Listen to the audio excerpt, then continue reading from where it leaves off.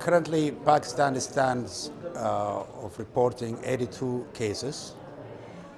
Most of these cases are coming from FATA, 65 cases.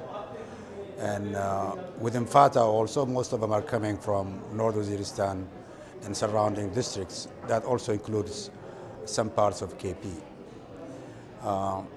The importance of the cases that we are seeing in Pakistan this year is really actually coming from areas where children were not being able to be immunized.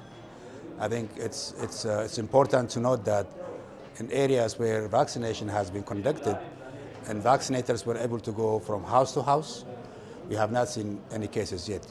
So it's important that where the cases are places where children were not being able to be accessed. I think both the government and all of the humanitarian agencies and institutions, we have responsibility of really taking care of any IDPs and anybody in that situation.